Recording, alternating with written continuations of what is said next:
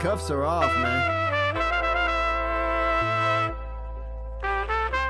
Get right. Too many left in these leagues, but I ain't gonna leave. I'ma get right. Get right. Down to the bottom and scratch it for all the... Hey everybody, Adam Rank here. What's up everybody? It's Marcus Grant. This is AJ Dillon of the Green Bay Packers. I gotta give a shout out to y'all at Get Right Fantasy. If you are not subscribed, what are you waiting for? You want to lose your league? Our league. Check out the Get Right Fantasy Network. You got to get right with the Get Right Fantasy Network. And best of luck with your podcast. Appreciate the support. And you're tuned in to watch my boys at Get Right Fantasy Network. Get you right. Enjoy the show. But I tune in every Friday. Strategies provided, I will lock in every way. So go and roll your sleeves up. Yeah, go roll your sleeves up. And I'm getting down cause I roll my sleeves up. And I'm getting right cause I roll my sleeves up. What up? What up? What up, world? We are back. I'm Anthony, aka Rasta, and this is Get Right Fantasy Network. And I'm here on a lovely Friday evening. Happy Friday to these wonderful gentlemen joining me here. It's Friday Night Mocks. It's the Mock Draft Tournament of Champions finale. We've been waiting all month. We're only 6 days away from week one football, Chiefs, Ravens. Kendall, how are you? Thanks for joining me. What's going on, man? Hey, Brother Bear. Glad to be here this fine Friday with you fantastic and magnificent bearded gentlemen. What up, chat? What up to everyone watching? I want to see some excellent drafting tonight. Looking forward to it. Absolutely. All that work we've been doing, the advice we've been given, hopefully you guys have been paying off this last week. We're heading into draft weekend. And of course, no one's been helping you more than this other guy here as well, too. Well, all of us here, not more, but with us too. Been dropping those videos on Thursdays for us, joining us here on Fridays as well. Mr. Phil Ruskin from the Extra Point. How you doing, my guy? Good, man. Good. Friday night, we got the best of the best, dare I say, of the best in the building. Ready for this. I know the boys are ready.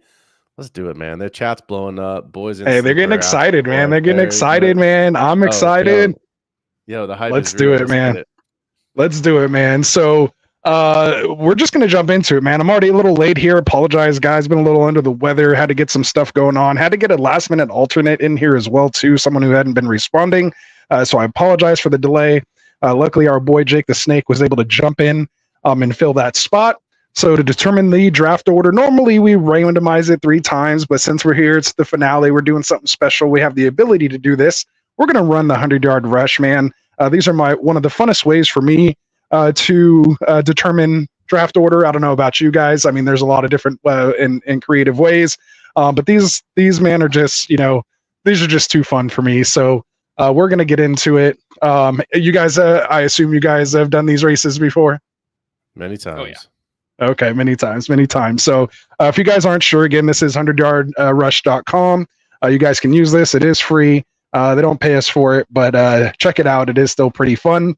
So we have the 12 guys loaded in here today. Mr. J. Baloney, 14. Lord of Fanta. Ooh, I actually have him in here twice. This is why we do this. So that means who are we missing? If you guys want to go through and kind of check that with me as I run through the other names here. Raven Show Yo. We have Nick Rock 21, Awesome Eckler, Breaking Ball, Vince Mapstone, Adam C 1883. Who's not in? You're missing Rafi Chalupa. Oh, Rufy, our reigning champ, dude. You can't forget the reigning champ. How do I forget him? Not in there. All right. My bad, Rafi. The fix is in. I was gonna say, man, they're betting on a fixed horse race already. Right. So there he is. See, yeah, he's saying he's not even in there. He's in the chat, but not in the race. So we got JWN, got John in here, got Adam down in the hole, made it in, and Jake the Snake 14. So again, congratulations to these guys, the top 12 drafters of the mock draft tournament that ran all month long. We had qualifying mocks running Monday through Thursday. We took the top 3, those 12 from that week drafted that Friday.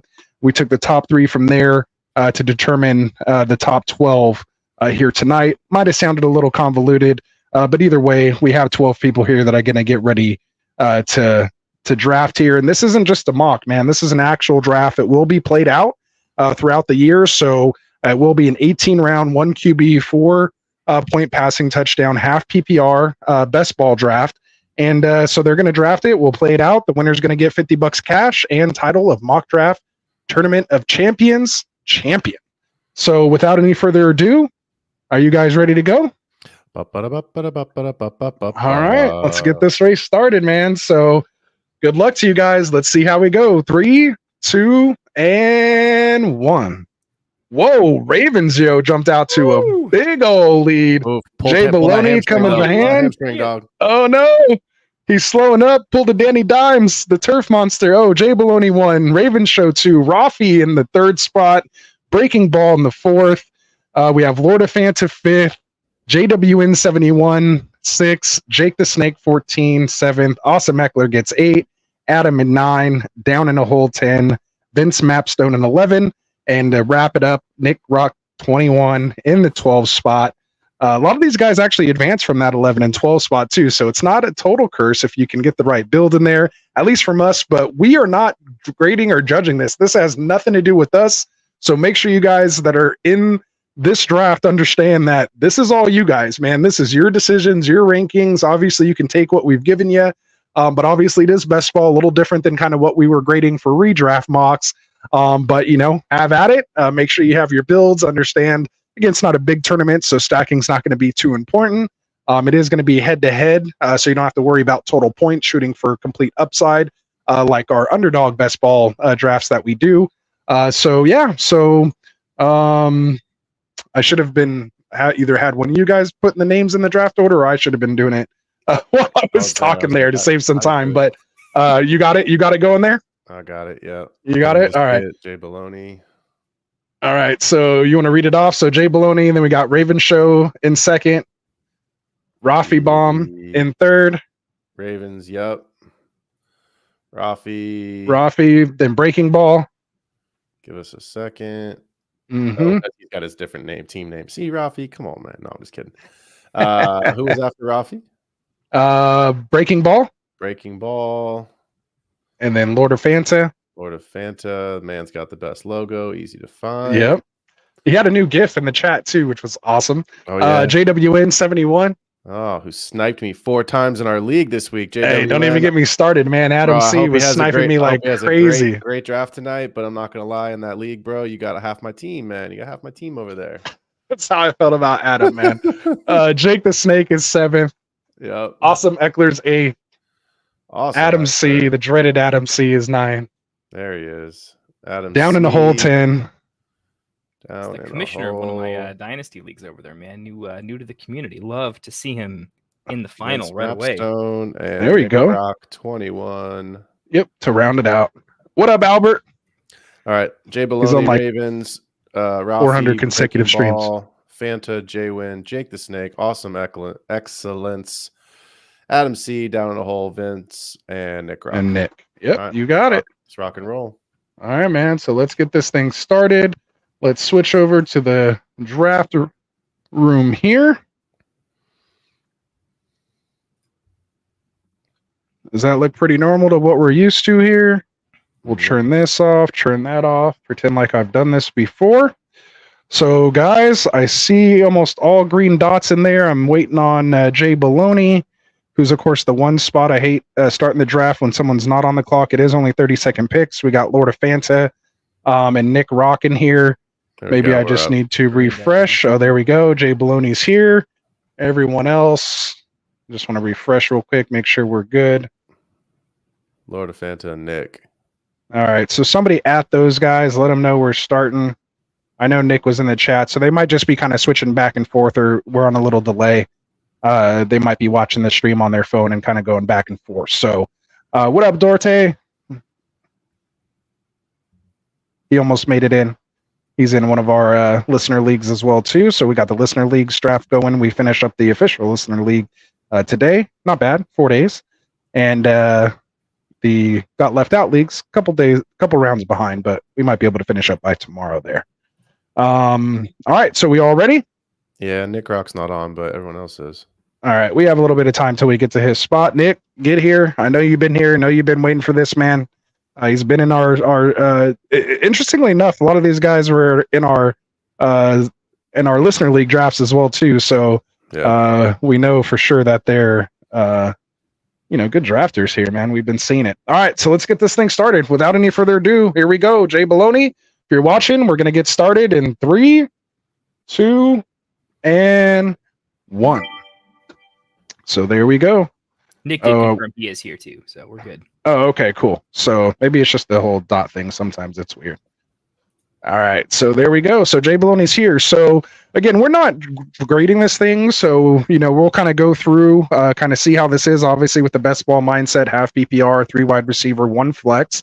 It should follow pretty much a simple redraft though, but we'll see some different builds that, of course, I'm sure we'll get into here. We'll kind of talk about some player value, see if there's any crazy reaches. I definitely want to see how soon. Rashee Rice, he's been all over the place in the different drafts we've been going. So there's certain guys that I'm keeping my eye on here. But what about you guys, man? I'll just kind of open it up for this. I have a couple little, I guess you'd say little games. I just want to test your guys' knowledge from last year. Maybe like Family Feud style, name the top 5 this or 6 through 8 this or that. So just kind of start preparing those kind of things. I don't want you guys cheating. Don't open up any stats or anything like that. I just want to see if you got a feel for it off the top of your head. But yeah, before we get into that, just give me your guys' take, man, here of the last month, going through these drafts. Obviously, you have a lot of drafts, I'm sure, under your belts yourself. I'm finishing up the last of my redraft leagues as well. So I'm pretty much done mocking. It's only been real drafts from here. So who are maybe some of the guys, I'll turn it over to you first, Phil. Who are some of the guys that you found that when you started getting into your real drafts, you were pretty much kind of targeting, like, was there any like specific player or two that you found you pretty much walked away from in every redraft draft with? Yeah, I mean, I've still got a couple to go, but I think it's a couple guys we've talked about on my show as league winners, right? Like, I think if you look at certain players based off of their ADP and their values, I do think this is a year where I am kind of going against my own brand and trying to target one of the top tight ends, because I do think there are separators at the position. But if I miss out, guys, I mean, you guys hear this all the time. I feel fantastic leaving with Jake Ferguson just because of the volume in that offense. I think obviously what he represents for Dallas this season with CeeDee Lamb. I find myself just smashing the button as often as I can on David Montgomery, another player that I just feel like I really don't want to leave a draft without. I obviously I don't think this will influence the draft, but quarterback's really interesting this year because there are certain spots in drafts where there's just such great value. So I do find myself grabbing a lot of Kyler, Joe Burrow a little bit later and loading up, an extra wide receiver in the room, or maybe a hero RB early to come back and grab, like I said, a couple of wide receivers and Jake Ferguson, and then coming back with one of those 2 quarterbacks. I really like the upside for those 2 guys this season. Very nice. Same question to you, Kendall. Is there any couple of guys that you found yourself when push came to shove and money was on the line that you had more conviction on over the others? Yeah, a little bit. I found that I was pretty in on Amon-Ra early over the Jefferson Jamar Chase. Even in half PPR, I just have a really good feeling that he's going to have a massive year. I think he's pretty safely the closest safe top 5. I found that I started rising on Saquon. I was really in on a lot of other guys in that range, and the longer the offseason went on, the more and more I just think Saquon could be pretty legendary. Looking closer to his rookie season.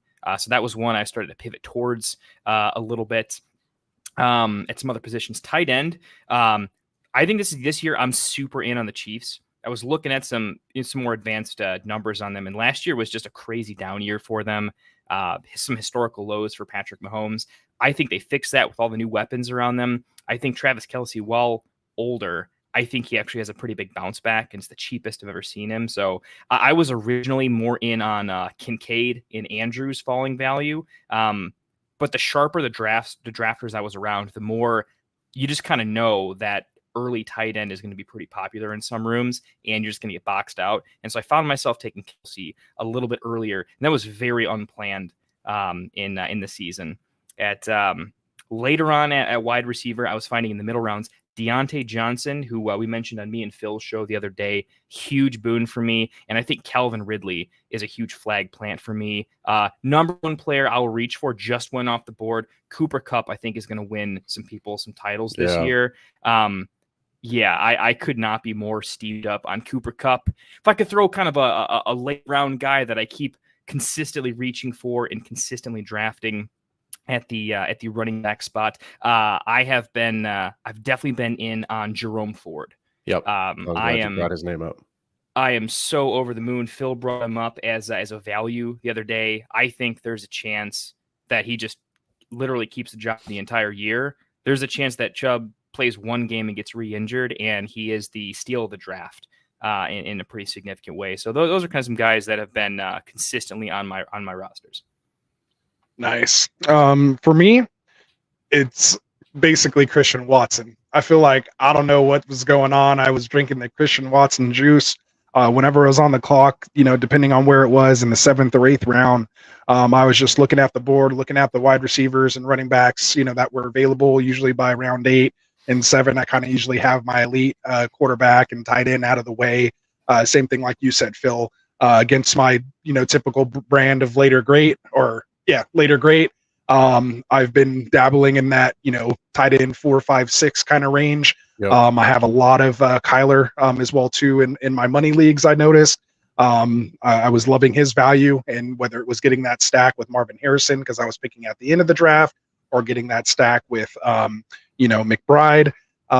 So I kind of have a couple different combinations there. But because I was taking that early tight end, I felt like when it got down to like that flex spot for, in a 3 wide receiver league, I kept finding myself staring down Christian Watson, man. And depending on what was available on the board, I just felt like his upside was like no one else. Obviously, a lot of risk baked into it, but I felt like, the picks that I had earlier were pretty safe picks the way I drafted. And so I felt like I was able to kind of take that risk for that upside in that position. Because again, you can't teach his speed. You can't teach that efficiency. He's attached to a good quarterback in a good offense. Yeah, there's a lot of mouths to feed, but we've seen even when all 4 are healthy, he is the alpha and will demand the targets and can have that mismatch. And he can literally score in any way, shape, or form on the field. So I don't know, man. He just felt like my best value. It was definitely, I don't know if you want to consider it a reach, but it was where I had him ranked with the wide receivers available. And then, of course, real late, I found myself just grabbing a ton of 80 Mitchell. I have him, I feel like, on almost every team as well, too, just for that speed and size and opportunity to potentially be the X there in Indianapolis. So. Rashee Rice going 27th overall. Ooh, yeah, I was just looking at that because I think it's really, really hard to see a suspension coming. Yeah. You know what I mean? Like the news has been very quiet. There's been nothing from, obviously the Chiefs wouldn't say anything. They'll do the, we're letting the legal process play out commentary, but it just hasn't been anything. So I think you ride with Rashee Rice, and if you got him in Dynasty, I'd be worried about the suspension next year. But if you're in best ball, if you're in redraft, I say go for it. Grab your guy, especially if you, I don't want to influence the draft, but I think we can influence. We're not judging it, so we can give our tips. We can table talk it a little bit. If you can get Rashee Rice and come back with Mahomes, I think that's great. You know what I mean? I will see if Mahomes gets past, where Kelsey is here on the board, because now you've got 2 Chiefs in play. But yeah, I think it's a really interesting play to just say, you know what, they're going to run it back. Kendall, you just mentioned you're really in on the Chiefs this season. This isn't a player that I'm, leaving a ton of drafts with, because I do think the cost sometimes is a little too high for me. But in Dynasty, I've got a ton of Pacheco.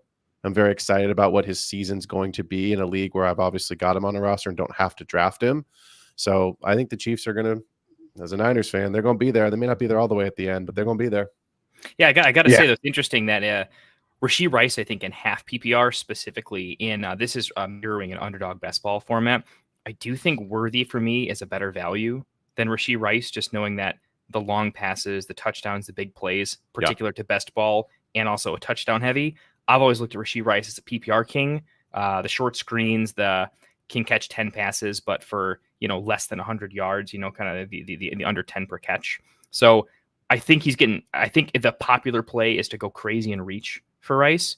I don't think I would reach as far, particularly in best ball, but I do think he is going to chance to pull the trigger on Mahomes at 410 here. So let's see if he ends up doing that. Interesting. Last thing I just want to say on that Rashee Rice take is, if you guys saw the short that we posted, I think it's been 3 or 4 weeks ago. I pretty much kind of called this. I said, once we get kind of clarity and we realize he's not going to be, suspended or potentially not suspended, allegedly not suspended, he'll probably go about that 2-3 turn, which is about where he went here. I could, I was like, I pretty much could see that happening if that was the case. Just again, assuming if there wasn't the off the field issues, where would you have him ranked? Just coming off the Super Bowl and everything else, you'd have him right there. We did this 2-3 turn. We played this game together. I think we did it off camera, but I think it was me and you, Rasta, that did it one night after one of our 100,000 shows we've done, right? Yeah. But like, we were just sitting there like, okay, would you, we played winner stays on kind of game, right? King of the Hill. And I haven't found myself like, I've got some shares of him, but I haven't gotten him every single time. But Devonta Smith is another player that's kind of in that 3-4 turn. That to me, it's like if you miss out on AJ Brown to go get Devonta Smith 2 rounds later, and you can't in this draft, it's already happened, but like can still potentially stack him with Jalen Hurts the 3-4 turn. To me, that's another one that in best ball, I really like the upside and value there because it's a 2-round baked in discount for a receiver who on certain weeks will have better numbers than AJ Brown does, right? Like that's just how it's gonna go. Right. And let alone if he gets hurt, is capable as a 1 for sure. Which is also what had me attracted to Addison as well. But before I get off that thought with Rashee Rice, I don't know if you saw this, but yesterday they actually came out, and this was the 29th at 4:20 p.m. KCTV News, league officials with National Football League said Kansas City Chiefs wide receiver Rashee Rice is unlikely to be suspended before the 2024 season. Yeah. So this is from the NFL saying that. So, that's why we're seeing that boost, to finally hear something like that. Just in time when everyone forgot about the rumors of the NFL's not scripted. Right. And that's what right. And that's what sucks about, we do all this stuff in the offseason. We're like, just go grab Rashee Rice, man. You're going to get him in the 7th round, 6th round. He's going to be a steal. And then you wait till draft week and do your draft, and he's going at the 2-3 turn. And all that stuff that you had planned and all those mock drafts and builds that you had where you're thinking you're getting Rashee Rice as your wide receiver 5 and just going to smash on the league. You get somebody like Rafi that pulls them, pick 27 or whatever. and there goes that. You go the opposite way and you do a ton of best ball drafts in the summer where you're absolutely positively convinced he's getting suspended, and you draft and you take no shares of him. Xavier Worthy and Kelsey shares. Might know. I gotta say, fading him to grab Worthy is working out really, really well, though, right? With Hollywood Brown not playing in week 1, Worthy getting on the field that early. That's Phil early on. I was asking Phil in all my dynasty leagues. I have across like 12 dynasty leagues. I think I have Worthy in 8 of 12 right now. So I need this one. So, and then when the stars started aligning, I'm pretty excited, man. It's going to be a sell. You see that stock going up, man. I could just see it in your eyes. I can hear it. Oh, okay. I can hear it in your eyes. So, dude, some years you're in on the right players, and I think this is the one, man. Nice. Hey, I mean, we're gonna find out in 6 days. I just we wouldn't have to wait long. We won't wait long. We're gonna know real quick. He's gonna break Twitter when he scores like a 60-yard touchdown, like on the first. Well, that's what I mean. Like it's Thursday night football. They're gonna launch one, and he's gonna catch it, and then Lamar's gonna do something crazy. Like you could have, it could be 24-21 at halftime. You know what I mean? Like it may not. Awesome. Like I have a lot of those players. So do I. There's a lot. I think a lot of people have a lot of those players involved Thursday night. For sure. I just did for one of my main dynasty leagues today. I just filmed the preseason preview or season long preview, right? So here's how I see the league. Here's who I think is going to be hunting the playoffs, et cetera, breaking down all the teams. Rost, I'm going to ask you because I know you have the most of him. All right. What is your panic level with Jamar Chase? You heard me kind of say it in the chat. As soon as I heard Zach Taylor open his mouth and say, "Oh, he's playing week 1, he's going to be here," I was like, just complete slap forehead. Naked gun 33 in the third when they're in the, when they're in the auditorium and everyone's like, like as soon as he said that, I was like, "Oh my God, that's it!" Like, cause he had just come back to practice. Like, just let it be, bro. Just And you guys, I wrote it in our group text. Just all he needed to say was, "Hey, we're happy he's here. I hope they work it out for what works best for, the both of them. We'd love to have him here, but, we're prepared. Even if you wanted to say like, hey, he's not here. He has to do what he needs to do. We support him. We're just glad he's here. And whenever he's ready to play, we'll be ready to play." Like you could just be so vanilla with it. So to come out and just be like, "Oh, he's playing week 1," unless you already had a conversation, which that was the caveat. I was like, oh, either they said he did and there's like a handshake agreement kind of in place and they're just working out minor details and this is going to drop, or it's going to go the complete opposite way. And sure as shit, it went the opposite way. He was walking in street clothes the very next day and hasn't practiced since. So let's play. Let's panic level late to answer your question. let's say it's Monday and you have the last of your drafts, because I think that's probably with the holiday when the last of the drafts will go off, because Tuesday, Wednesday, it's you're back to work, and then Thursday we're kicking off footballs. Ready? Jamar Chase, AJ Brown in the first round. I'm still taking Chase. You're still taking Chase over Brown on Monday. Yeah, on Monday. Kendall? Like I'm still taking him. Yeah, I'm still taking him. My panic level is at actual 0. Okay, so you're convinced they're not. He's going to be there. Maybe he misses week 1 or doesn't do good week 1. One preseason game where he had a little butter on his hands and people were like, "Dude, he's bust."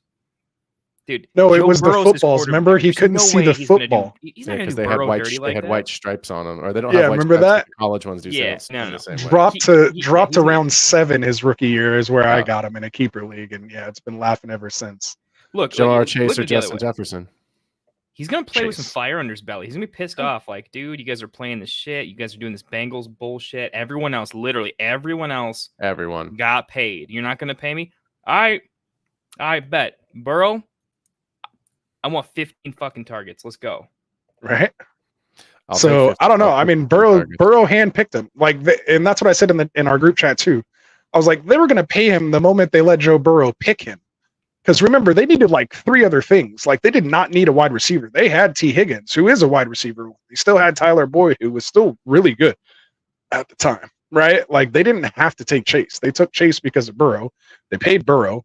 They're not paying Higgins, right? So they're gonna pay him. I mean, they gotta pay him.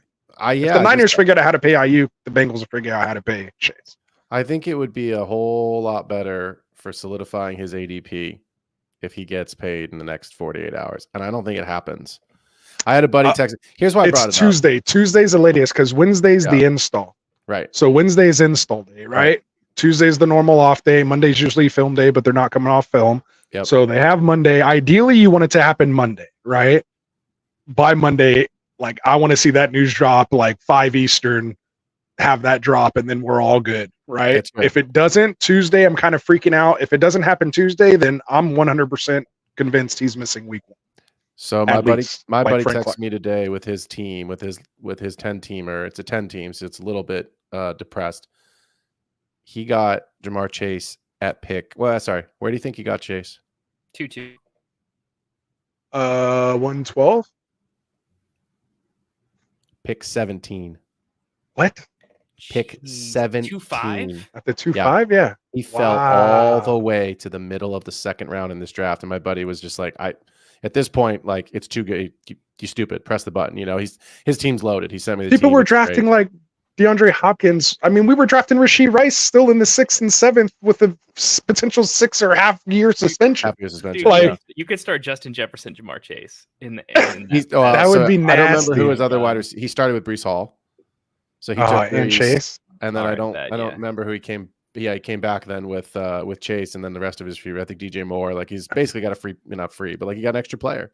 Right? Dude, you're free rolling too. Here's the thing: you'll be a living legend either way.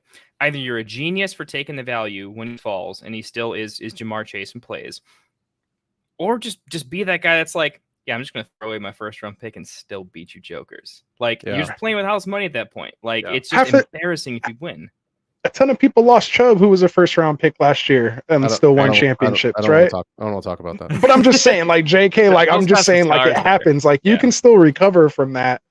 But the upside is just insane. Again, it's why people were still drafting Breece last year in the 4th, right? Coming off that ACL. People were drafting JT in the 6th, 7th round last year. I mean, I got one more keeper league to go. Drafts next Wednesday. It's my oldest league. My buddy's keeping JT for in the 5th round, and it's awful. See, that's crazy. I mean, it's great for him, but awful for the rest of us. For the rest, it's everyone else's fault for letting him fall that far. Yeah. So we're not actually. This is the first time we're not grading this.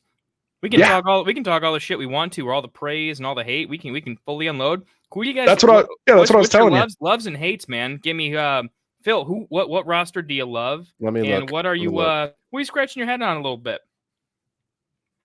I mean, I feel like I'm too sober for this. I need to.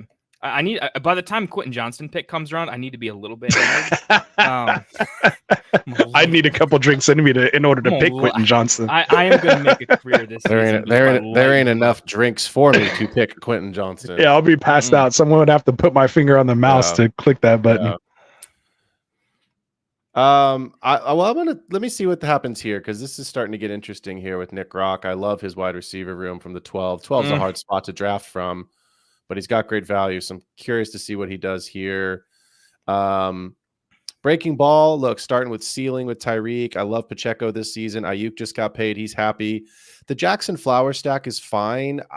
I understand the move. If I'm going to do that, honestly, I would have just gone Andrews. Be Andrews. Yeah, I wouldn't have taken Flowers there personally, but I'm okay with it. I understand the logic.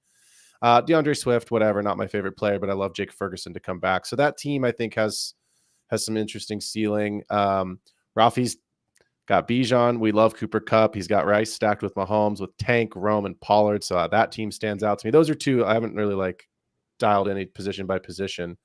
But those are some teams real quick that I'm like, okay, 7 rounds in, like what you're doing.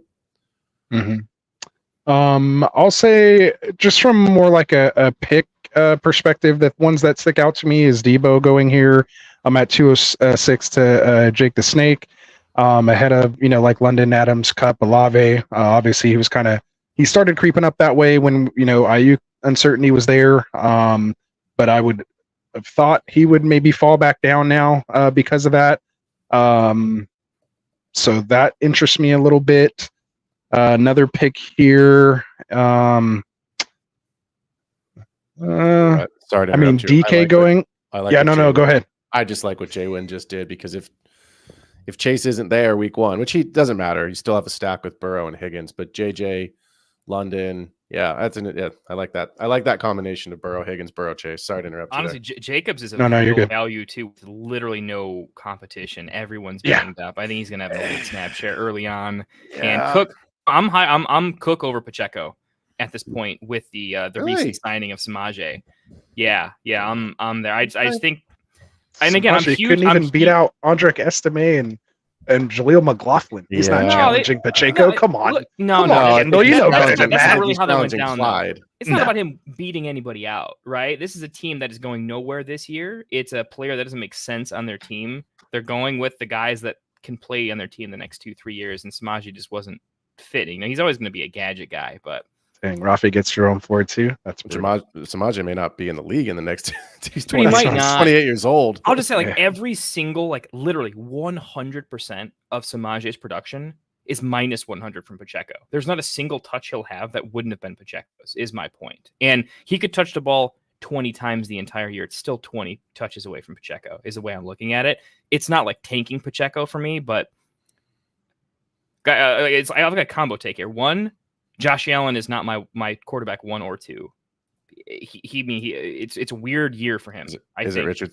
I was gonna say it goes A-Ridge and then Mahomes, right? To tell you the truth, though, the longer I've been thinking about it, the more I'm just like, Jaden Daniels is just like. I was gonna say it was either A-Rich and Jaden Daniels 1, 2, right?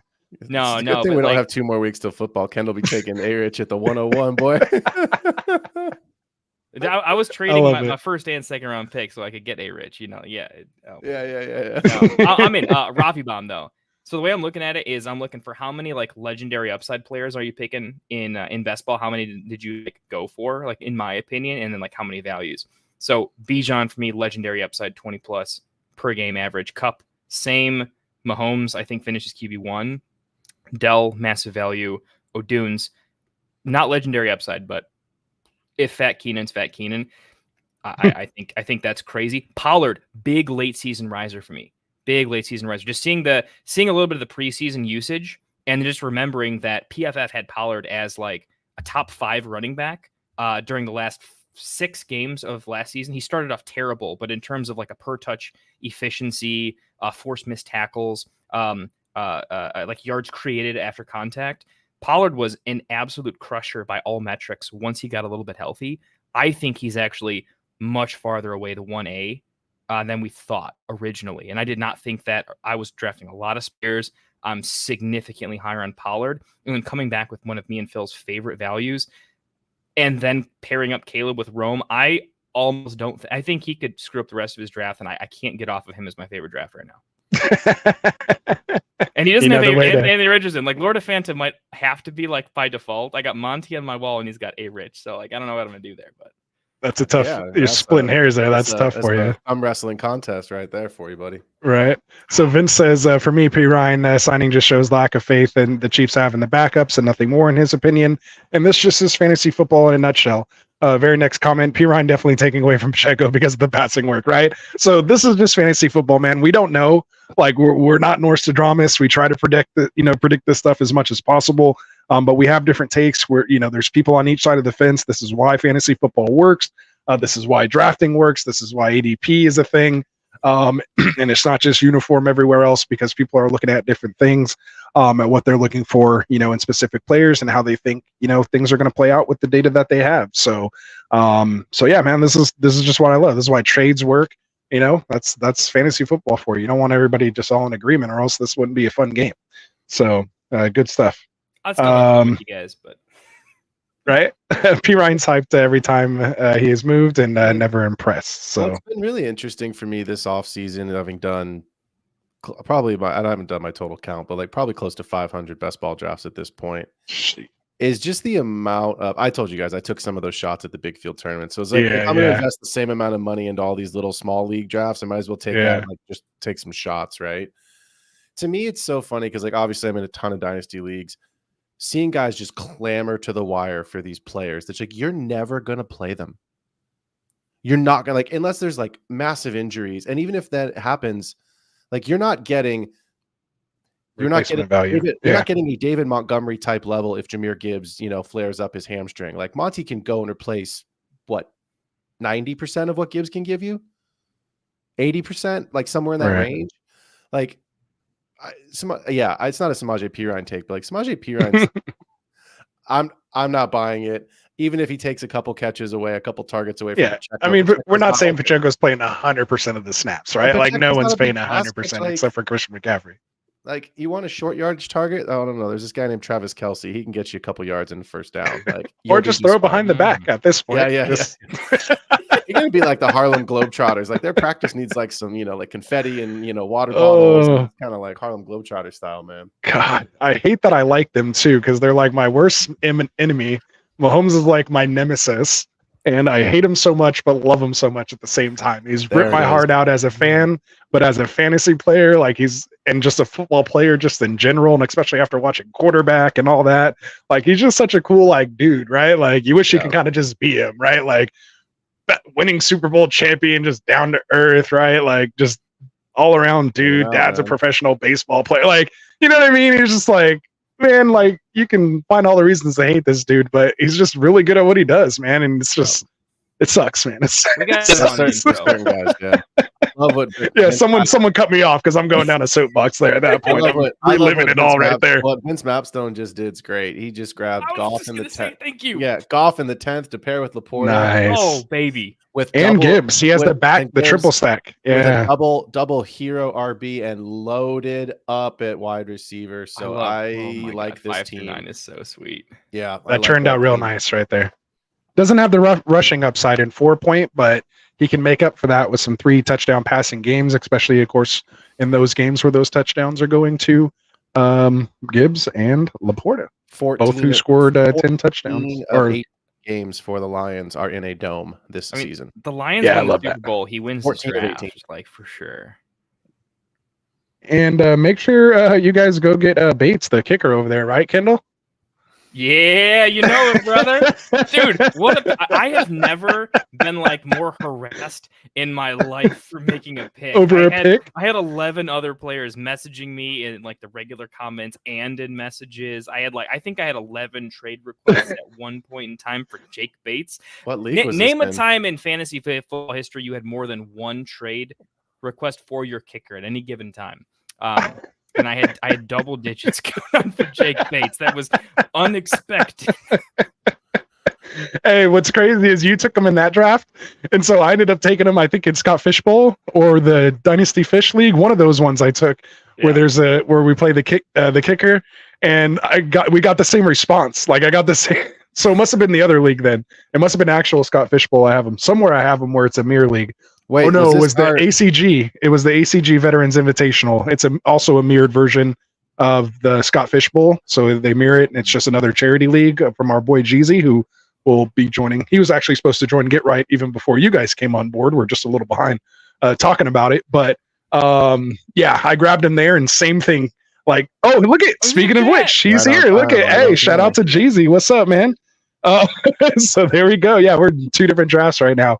But yeah, shout out to Jeezy's charity league, man. But I took him there and got the same response. Like people are like, "You really think he's gonna beat out Badgley?" And I'm like, "Yeah, my boy Kendall said so, so I'm taking a shot on him."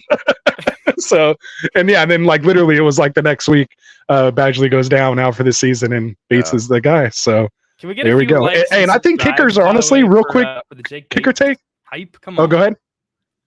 No, what'd you say? Like, I was saying, can we get a couple? Can I throw me some? I will be more willing to trade Jake Bates if I can get a sub from all these folks. Like people are offering me ridiculous stuff. I don't need a first.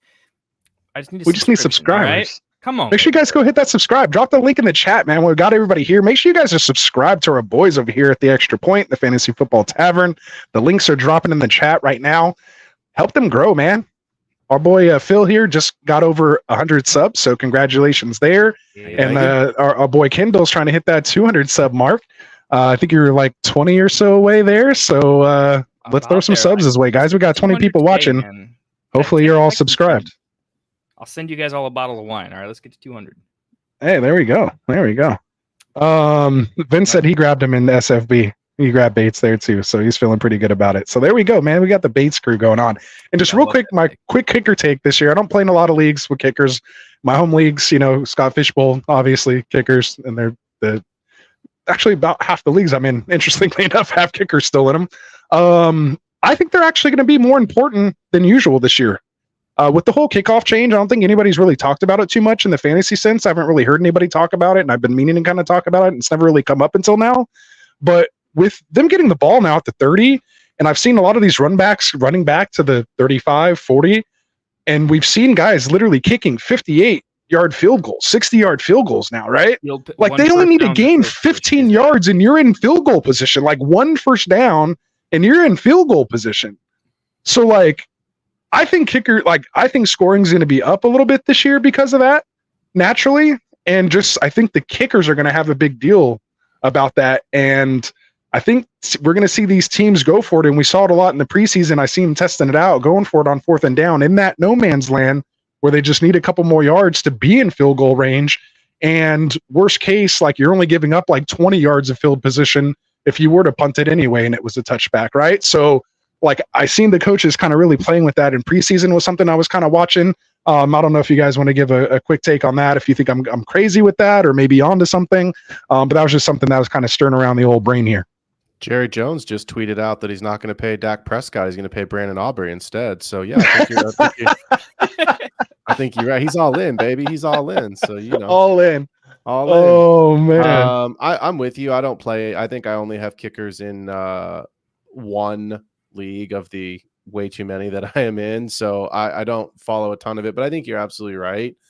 I think you got more importance on the position. You've got so many close games now are coming down to extra points and field goals, especially when it comes to late season games with seeding for playoffs, home field advantage, etc.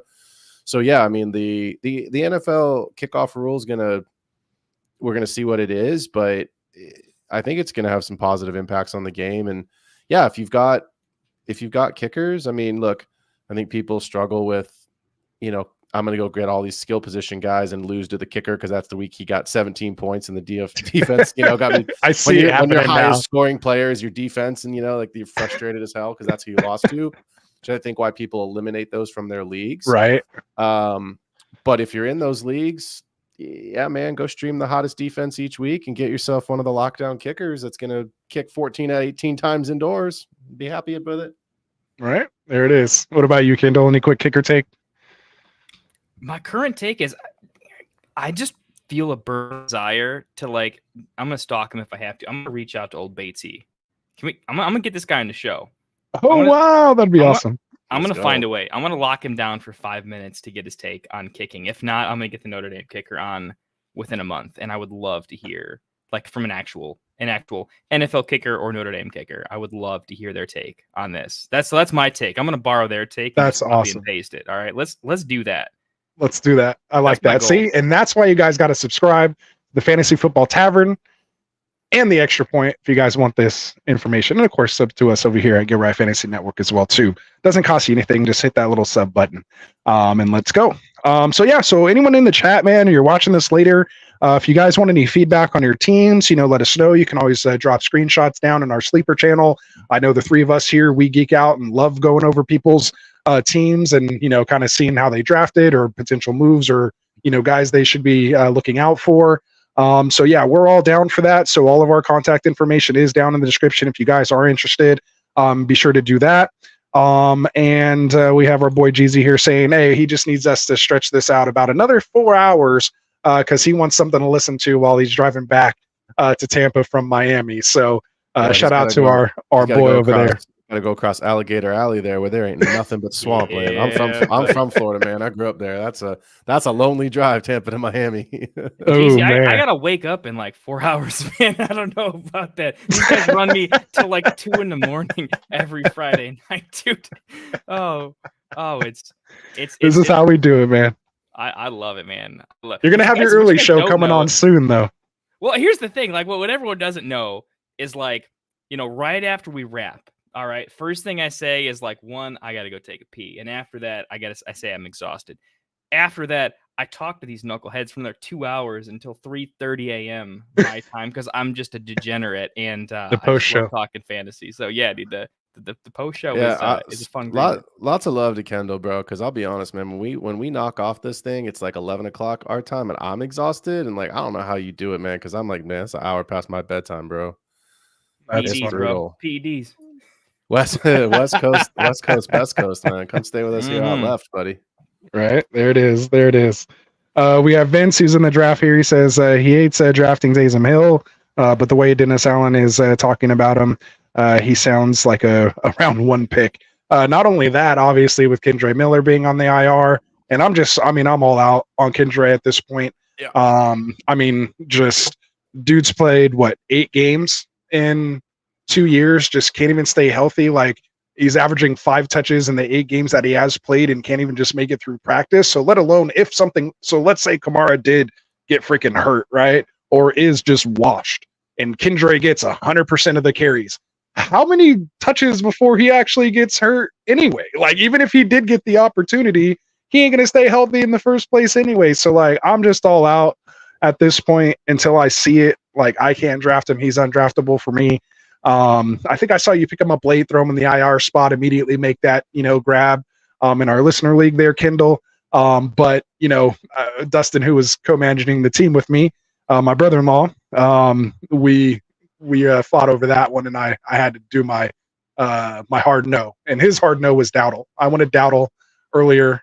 He said no to that as a Cowboys fan. So we pivoted, and then when it came back up, he wanted Kendre, and I'm like, no, I'm pulling my Dowdle card here. No. You made the right pick. I literally only picked him to do swap. Right. And that's what he wanted to do too. And I'm like, it's not even worth that. Not even in a lot of leagues because I want to pick up a Roshan or Khalil Herbert in case there's a late trade or that's my I want to pick up an IR. I want to draft one of the Bears backups and just see what the heck happens. There you go. They were talking up Waddle today, man. Man, that's not a joke. That's for real. I'm not in on Dalvin Cook. I think he's gonna look. He couldn't get it done when he was in New York. He wasn't even barely in New York for a minute. He didn't do it in Baltimore. So like, it's a name, but I think it's a name that you need to take away what it used to be and start drafting it for what it is. In this case, don't draft it. I think Dowdle's going to be more. I just think it's a mess there. You know what I mean? Like, I just think it's a complete mess there. So it's just why That's what he said. Yeah. Which is why Jake Ferguson is a league winner for me. Like, because you just don't like. It could be Zeke. It could be Dowdle. It could be Cook. It could be freaking CeeDee Lamb taking an end around. You know what I mean? Like, it just like there's. Dak's got some legs. Yeah, I mean Dax. Yeah, he's still mobile. Yeah, I don't know. Well, he was a lot more mobile until his leg went like that a little bit. Yeah, when a little bit. But Jerry's all in with Cook right now. As you said, Cook is Cook. So you know what, Jerry and Cook are going to be sitting next to each other drinking margarita in the retirement home next year. You know, oh, hey, you remember when I brought you in? Yeah, I do. Cool. I don't. Let's go have another margarita. Let's talk about the whole day, man. Happy hour at 10 your boy Levis. Your boy Levis goes off the board, dude. Ooh, there he goes. Rasta, Phil about made me like spit out my drink the other night with the Vegas line on Will Levis passing yards is absolutely just unbelievable. I had no idea. 2000s or something? No, other way, dude. It's almost 4K. His line is no way. His line is 3,800 yards. No way. Yeah, seriously, like take another drink, man. He is being statted out for 3,800 yards. This is a man. Yeah, they're expecting him to chuck it. Well, look, Cincinnati, I said this on my show last night. Cincinnati threw at the second highest rate in the entire league last year. And Callahan's the head coach of Tennessee now. And he was the OC in Cincinnati. Now, again, I'll say the same thing I said last night, not comparing Will Levis and his receivers to Jamar Chase and Joe Burrow. That's not what I'm saying. But Sam Howell had led the league in pass attempts last year, and he's not even in he's a backup. So I don't know if Levis is going to get to 3,800 yards, but I think they're going to let him chuck it. They certainly brought in two pass catch. Well, they had one, but they brought in a pass catching running back to go with Tajay Spears, who catches passes. They signed Calvin Ridley. You have some version of DeAndre Hopkins of Nuke. You brought in Tyler Boyd, who I think still has 2 years, maybe 3 years of productive football left for an NFL team, not for your fantasy team, but at least for like real life football. I think Levis is going to chuck it, man.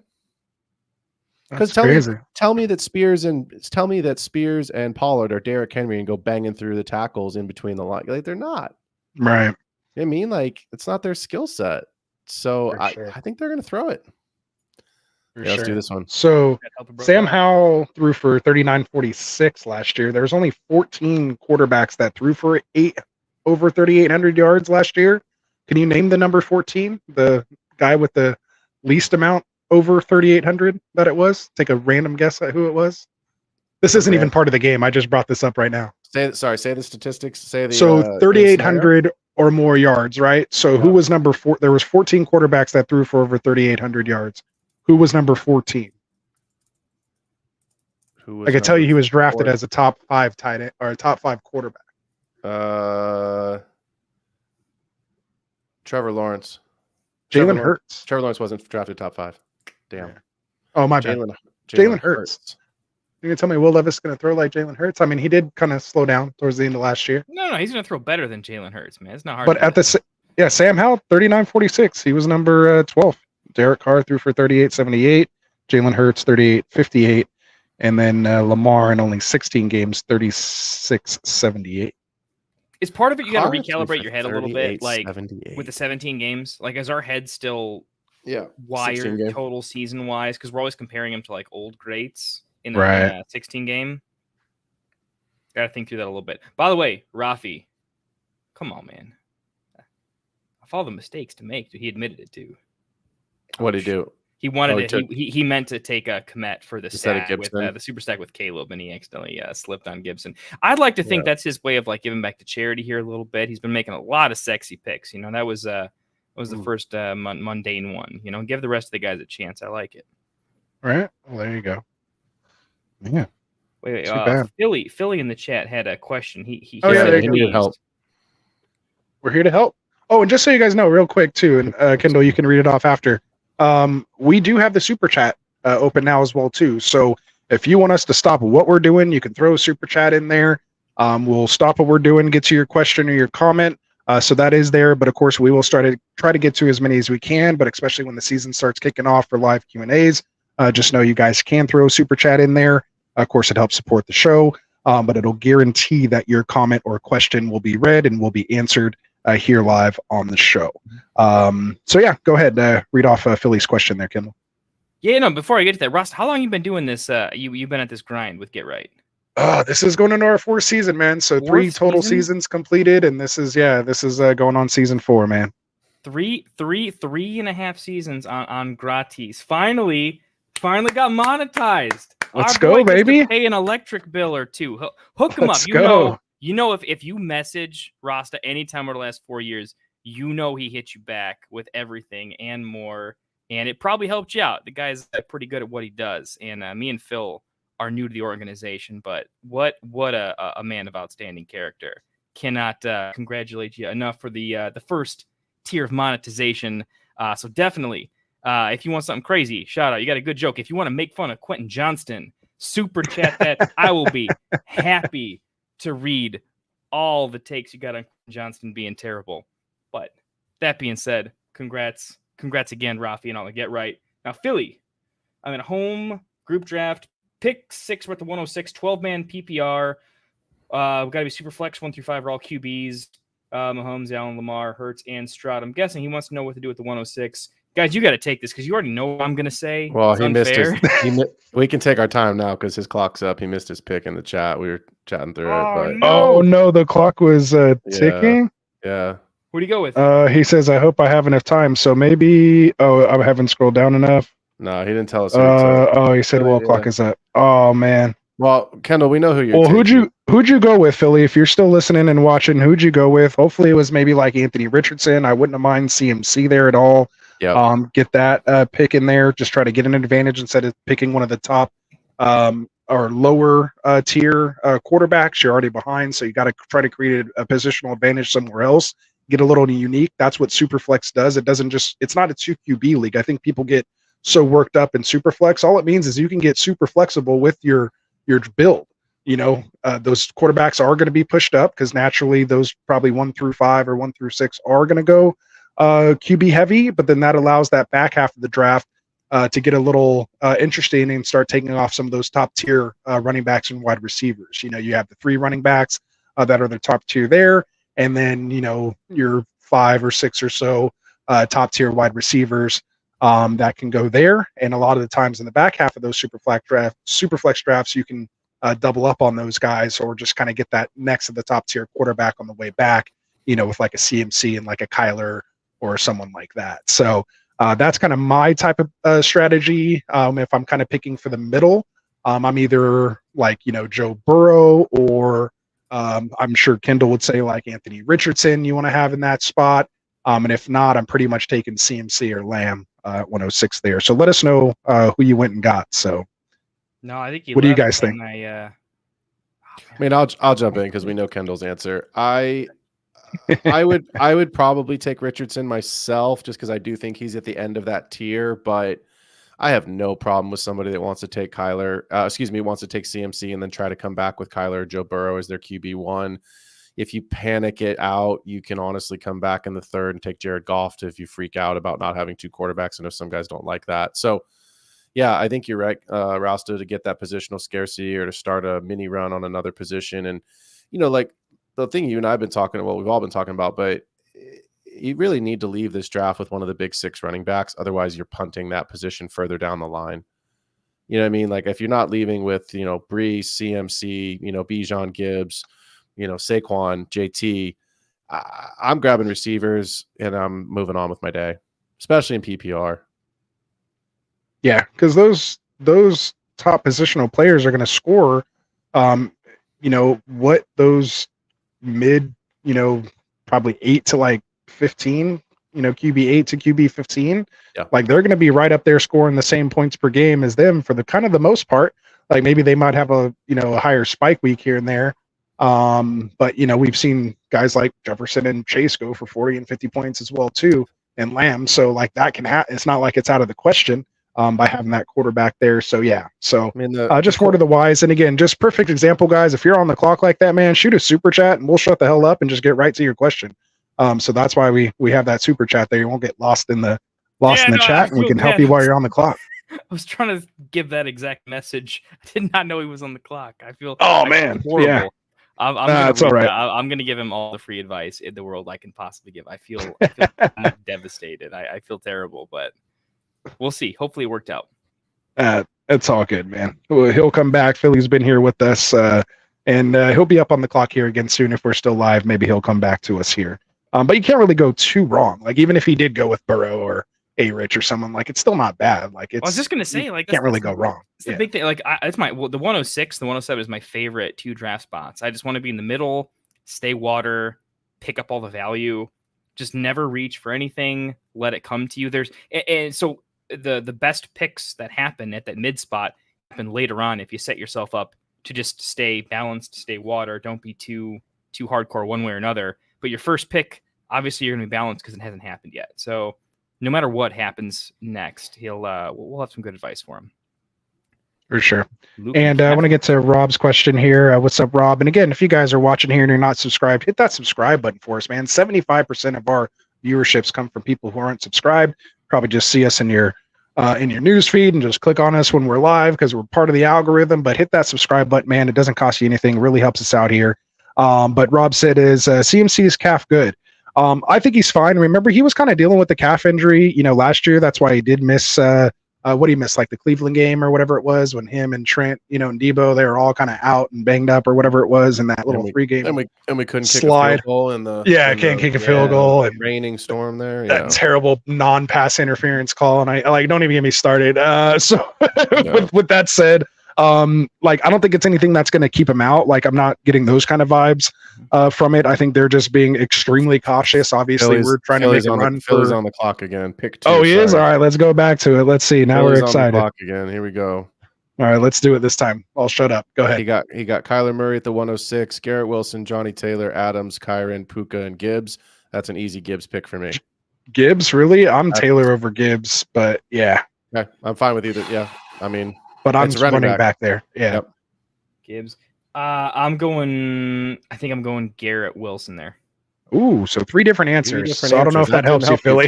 Sorry. Chat, what do we think in the chat? Who do we got? Can we get a second on any one of those picks? So I'm JT. Phil's saying Gibbs. Kendall, give us your 5-second take on Wilson. Philly, real quick, it has nothing to do with this pick. Do you like the dead zone backs or no? If you want a hero RB and you like your middle zone, just take Gibbs so you can take wide receiver later. If you like Najee Harris, if you like Zach Moss, Javonte Williams, go with the wide receiver here. It all depends on how you feel about the middle running backs. For me, if you like them, go wide receiver. Your favorite, Wilson or Puka, are pretty good. If you are uncertain about running back later, take Gibbs right now. I like that take. The chat is very pro Wilson. They're saying Wilson. See, for me, oh, look at that. We appreciate you, Philly. Look at that. Of course, man. And again, we're so sorry, but yeah, stay with us here, man. As long as we're live, we'll keep helping you pick by pick, man. Again, I don't know if it helped you giving you 3 different answers like that, but hopefully we'll give you the information to help you make your pick, because ultimately it's up to you and how you want to play and how you see, like Kendall said, I think you put it perfectly, how you see the value later. So yeah, I'd rather just get that hero RB knocked out, especially in a super flex. And then because you're going to get some of that wide receiver value to drop, unlike a 1 QB league, just in my opinion. But I'm pretty much smashing wide receivers after that. And you're going to basically also wait on that second QB as well too. So that's my only thing there, but we appreciate it, Philly. Keep it going, man. Yes, sir.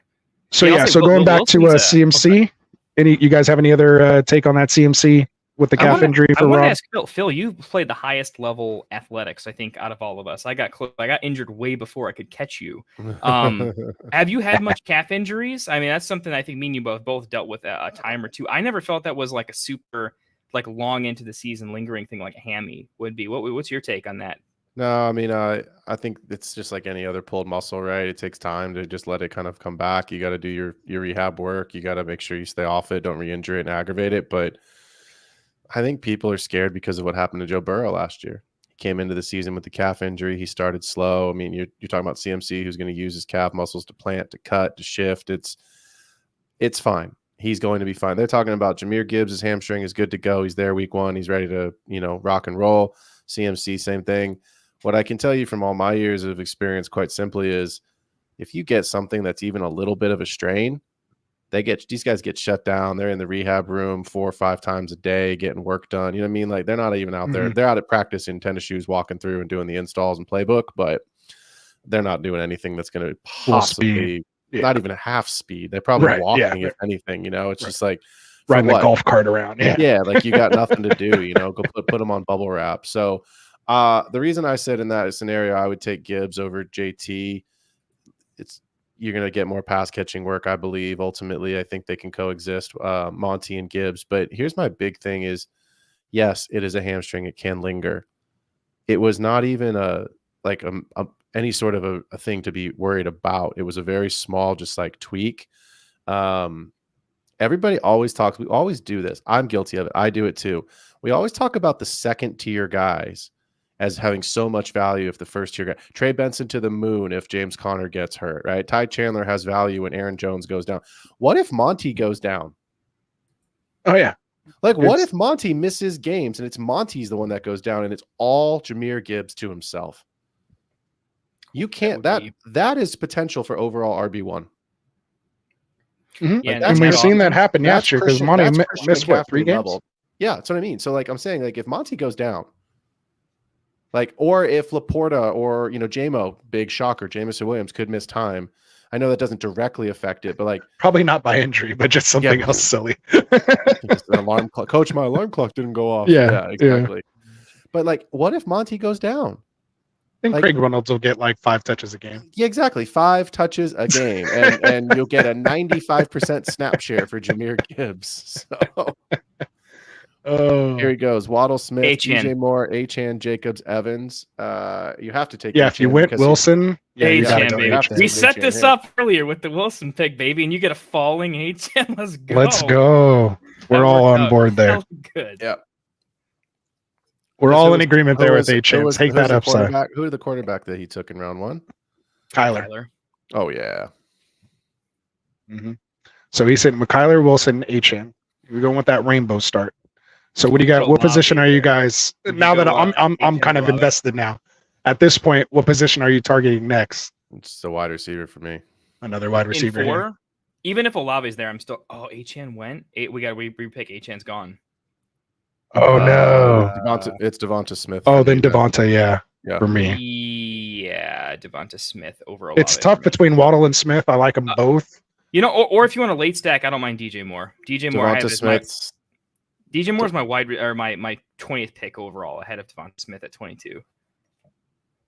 Devonta Smith's not injured right now. Jalen Waddle's still wearing a non-contact jersey. I mean, I know he's going to be fine. I know he's got another week, but he's still wearing a non-contact jersey, and it's probably because he's got a game next week of why he's in the jersey. But they don't want him. Yeah. It's the same thing. What if AJ Brown goes down? You've got Jalen Hurts, who you love with ceiling. You've got an offense with Kellen Moore and Devonta Smith, who has been a wide receiver 1 when AJ Brown's fully healthy. That's the imagine if AJ Brown goes down and he's got it all to himself. If Puka goes down and it's Cooper Kupp with 2-round discount. It's also why I like Jordan Addison. He's my second most drafted player behind Christian Watson at value. Because if JJ goes down, then we've seen Addison perform at wide receiver 1 numbers. Have you seen him perform at wide receiver 1 with Samuel Darnold? It was. I mean, it was with the Pastronaut for a little while, and then he got a game with Dobbs. Yeah, he got a game with I think Mullins before JJ came back. So and then remember because Pastronaut was still there, and then he got JJ hurt right when he came back. Remember he threw that ball and got hit and just cracked his rib or whatever. We saw that in receiver. I had two first round draft picks in my keeper league last year. I had the 101 because of the trade that I had made. The guy that got the 101 became my pick. Drafted Justin Jefferson. I had the 110 and 111. I took Bijan Robinson and Nick Chubb. My season was over by week 5. No JJ, no Chubb, done. That was it. Out. Yeah, you can't recover from both of those. And I'm pretty sure I had Joe Burrow as my quarterback. So unless you happen to grab Kyron and Puka off the wire to replace them. them. Yeah, I did happen to get Puka, but yeah, no, it was pretty early that we were done. Yeah, it was toast. Oh man. Hey, boys and girls, Especially in a hero RB and your hero goes down in week 1. Like, yeah, that's tough. That's the drawback of a hero RB build. Yeah. You're hoping other people's running backs go down, not yours. No doubt. So Philly's sitting here with Kyler Murray, Garrett Wilson, and Devonta Smith. So I like that start for sure. We'll see what happens here. Gives them a little flexibility here, depending on who's available. When it comes back, you can even go maybe elite tight end. Maybe McBride's there to get that stack. Let's redraft. Maybe don't need to go. Don't need to necessarily go with the stack. I actually kind of like breaking it up sometimes with like maybe an Andrews or something like that.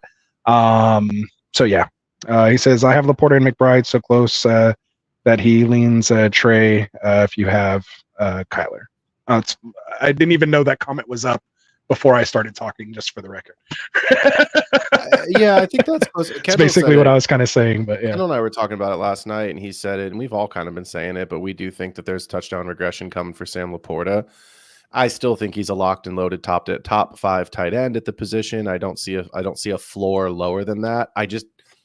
If he gets you close to 1,000 yards or 1,000 yards in 7, 8, I think you're happy. You're getting mostly what you paid for. Right. I just don't know that you'll see a double-digit season because the hype train is real for Jameson Williams, and even if it's not, you've got a healthy Gibbs, you've got a Monty, you've got Amon-Ra. Like, there's just a lot of mouths to feed, so I just don't see it being double-digit touchdowns for Laporta. And I think him and Trey McBride, yeah, it's going to be interesting to see where they wind up. I bet you that they wind up right next to each other. Tight end 3 and 4, 2 and 3, 3 and 4, something to that effect. 3 and 5, right. 3 and 5. Well, and the big thing too is we don't have a Kelsey that's scoring like 18, 20 points per game, right? Right. Like that's the biggest difference this year, and why I'm not like, well, it's either early or just forget about it because you're at a disadvantage so much at that point anyway. But there's so many viable folks at tight end this year to where I feel like there's at least a good 6 quality guys, and then there's the others there, the Fergusons and the Evan Ingrams and those other guys that'll still put up close to 10 to 12 fantasy points a game. And I just think those top 5 are going to be somewhere between 12 and 14, maybe 15. Like if you're really pushing the ceilings of all these guys, maybe Kincaid can get there with the target volume, but I don't think anyone's going to be in that Kelsey old range, which brings that kind of the curve back down a little bit. So yeah.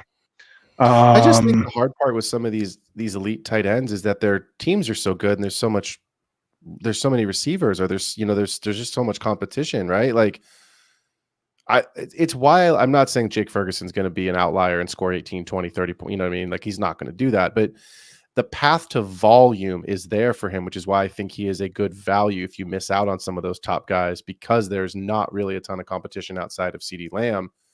And look, if this was year 2 of Bowers, or if it was year 1 of Bowers with a better quarterback, I know some people like Jacoby Myers, but Devonta's getting old, right? And Jacoby Myers is okay. And like, I could see a world where if we've seen it from Bowers, like he could be one of those guys that gets a lot of volume. I don't believe that's going to happen with Minshew and O'Connell, but I'm just looking like we talked about Pat Freiermuth last night. I think if you miss out on the mid-tier tight ends, like to me, Jake Ferguson is the tier break. I know Evan Ingram went after him in this draft, so let's call Evan Ingram the tier break on this board if we're looking at it, right, Rasta? Mm-hmm. I'd rather have Pat Freiermuth over Dalton Schultz right now, simply because there's nobody else in Pittsburgh besides George Pickens. I think Dalton Schultz is the better player. I don't think there's any question about that. Right. But there's just so many guys in Houston, and it's like, what is going to be left over for Schultz? Because he's not taking targets away from that wide receiver core. Whereas, look, the quarterback play in Pittsburgh is atrocious. We know it. It's not going to be sharp. But we've got you'd be ecstatic if Schultz gets like 4 to 5 targets a game. Like that'd be ecstatic. And I think that's probably going to be like 3 to 4. If that. I think, as I say, I think it's going to be lower, and I think Freiermuth's going to get 5 to 7 targets a game. And if one of those is a touchdown, that's 10 points for you. You know what I mean? He'll get you 30 to 40 yards on the weeks that he gets you 60 to 70 and adds a touchdown. You're ecstatic by that for someone that you're getting in the 11th, 12th round. Right. Yeah, makes sense. So we have Ravens in here saying since the Tournament of Champs draft isn't being judged, could you guys give him some thoughts on his build? I hate to. I mean, he's still here. He's in the chat. He asked for it. He's staying with us here past the hour. You guys want to run through Ravens squad here real quick at the 102, and then we'll kind of start wrapping it up. We didn't get a chance to get to our game, but I do want to kind of. I'm doing this to give you guys a little bit of time to look through his team. But I also want to kind of just play that little game, the name the players before we head out. I just one of them at least. I just want to go through for a little mind exercise, if you will. So go ahead, Kindle. What are you thinking about Ravens team there at the 102? Okay, solid and obvious pick. I'm a huge my guy, Achan. Love that. I think it gives you league winning upside in best ball. Waddle, just solid, like him there. Elite tight end, we're all kind of in on, so we just like the general build. Rachaad White, generally seen as a tier break above the guys that go after him, so I think a decent value where he goes there, stayed balanced. Nice little wide receiver run, Kirk, Allen, Hopkins, kind of some older veterans there. Like it in general, won't break it down too much, but I like taking that position there. If being honest, I'm not going to look at the names too much. It's just they have some upside to them. I like the build. Prescott, pretty solid value where he goes there. Elliott and Sharp, so a little bit of a fragile running back room. Pearson Hill, so maybe going to need a little bit of upside. Needs some upside at running back, but lots of other stuff. Dak and Stafford going late though. Liking that quite a bit. Second tight end in Komet. Not too bad there. Overall, I think structurally, it makes a lot of sense. Elite early tight end. White was a little bit of a value. Achan's and my CeeDee Lamb could be the wide receiver one overall. If I looked into it a little bit more, Kirk, Allen, Hopkins, I think I maybe would have gone a slightly different way with a couple of the picks here or there. But that being said, I don't think they have super elite ceilings, but Allen and Hopkins should probably put up, they can definitely put up 170, 180 fantasy points, maybe 200. I think between them, you're hoping for some spike weeks, and they have the capability of doing so. So overall, very solid structurally. And I think guys like Lamb and H at least give you some elite upside. Structurally, going with McBride and the two quarterbacks you took, I like quite a bit. So I'd probably give it a B+. Nice. What about you, Phil? Yeah, look, really simple. CeeDee Lamb's the obvious pick. Achan, I love in best ball. I love him a lot more paying that price at the second round for him than I would in a league where I've got a managed league where I've got to make a sit-start decision every single week. Is he my RB1 or not? Waddle, I love. McBride, fine. White, fine. I think for me, what I'm looking at is this middle round, like you, Kendall. I'm okay with the Christian Kirk pick there simply because I just don't see anybody else. But personally, I would have taken Deontay Johnson over Keenan Allen. I would have taken Watson right there. Well, I know that's what I'm saying. I was looking a little further down the board. Like for best ball, Watson makes a lot of sense there. Yeah, I would have went Watson Addison like on that 7-8 turn for me. That was my other. The reason I'm taking Deontay Johnson just simply is I think he's the guy. Whereas we know there's a ton of mouths to feed, and I know it's best ball. I get it, right? You're looking for spike weeks, but I think you're going to get a lot more volume with Deontay Johnson. I would have taken Addison over Hopkins. Obviously, Dak is the fantastic stack laid on with CD. I'm out on Zeke Elliott. I wouldn't have taken him there, and I wouldn't have taken Sharps. I would have taken McLaughlin and maybe gone a different direction with another player. I like Chuba McLaughlin there would have been a little better for me too. Yeah, I think that's probably. I don't know if or even Corum with Stafford later. That's what I would have done, is taken Corum and McLaughlin there. It's a little bit of a reach, but not enough to where it's like really upsetting the apple cart that you've gone like a whole round or two for a reach on that player. After Prescott went, it's get your guy time. Mm-hmm. You know what I mean? Like you can kind of throw ADP out a little bit out the window there. I imagine Elliott wasn't his top pick. I imagine he was hoping that Tua would have got back for the stack with Achan and Waddle. That's my assumption. It's the first thing I looked at too. Obviously, when he went 2 picks earlier, it was probably a little bit of a pivot. And then, of course, we're looking at there was somebody else that I thought I saw as far as a stacking opportunity that went a pick or two before, but I guess I messed it up. But yeah, I think it's a good team. I probably am a little lower on it, Kendall. I think I'm probably like in a solid B range, like 84, 85. Just because I I think the running back room's a little fragile. Yeah. If I'm looking at it a little bit harder, It's a little I actually fragile for think me. if you look at where those wide receivers went, I just think he got a little bit unlucky too, which can definitely happen. It's just not your fault sometimes. Like being able to take a running back at the Allen or the Hopkins pick, so you could have taken one of the wide receivers that fall where Elliott and Sharps went. I think the wide receiver value at 10th and 11th is a little better at wide receiver than running back. You're still looking at guys like A.D. Mitchell, Polk, Jacoby Myers, even like a Curtis Samuel still has some upside and a pretty good offense. And pivoting one of those picks to a running back probably would have worked out a little bit better. Probably would have bumped me up to an A-, but you couldn't have predicted that. So that's why I'm giving him the B+, because I think structurally there were a lot of good decisions structurally. I don't agree with them like Phil. I don't agree with them in terms of the individual players. Yeah. But I could be wrong too. And because I could be wrong, I think structure is kind of like the data's kind of proven what makes sense. And structurally, I like it quite a bit. And Stafford in the 13th is just like a my guy for both of us. And so I'm going to give you a lot of points for that. Yeah. And he brought it back with DeMarcus Robinson in the last pick too. So yeah, I mean that's what I mean. That was nice. Yeah, good point. Yeah, that's a good bring back there. And like I mean Justice Hill honestly is pretty underrated for me. I was just going to say that. I actually don't mind the Justice Hill pick. I'm out on Damian Pierce. Yeah, that's the one. And I'm not in on that, but I like that, he kind of got Hill at 17-2 there coming on the backside of the turn. So it's not a bad team by any means. I think there's just maybe a couple of picks we might have done a little bit differently. And as well as I do, by week 6, this team's going to look so different. It's not going to matter. Well, it's best ball, so it is actually going to look exactly the same. I'm saying, hold on, sorry. Let me rephrase that. Availability. Okay. you may not no. Yeah. Yes, I know you're not doing it. I'm saying we'll see who's available. What's so funny to me is like everybody. No waivers, no trades. But everybody on paper is just like, I won. You don't win the draft. You don't win your league in the draft. In best ball, obviously you do, because that's just, but you still have to have guys be healthy. Right. So yeah, man, but you can lose the draft. You can lose your league in the draft. You can absolutely lose it. And like Hill and Sharps, Brock Purdy 101 can profit in a big way. I think like I just picked up Hill in our league out of the dude. There's no one there. Like I think he's sneakily moving way up my board as guys. There's no one there. There's literally no one there.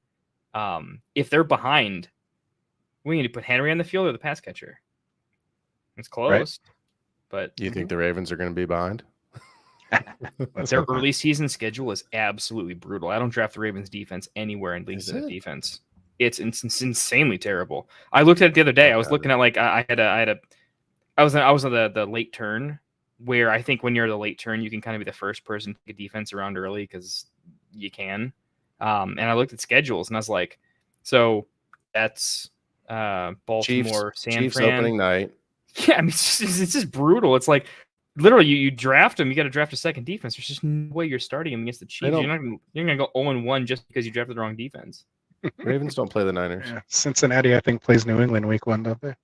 That's who I have in my one league that has I've been defenses. scooping up in all my defense. Yeah, I was like, who's playing? Literally what I did. I was like, forget the points projection. projection. I was like, who is playing the Patriots? Because that in my survivor pool, click on Cincinnati. I was like, for the first 2 or 3 weeks, whoever plays the Patriots, that's who I'm picking in survivor for sure. For sure.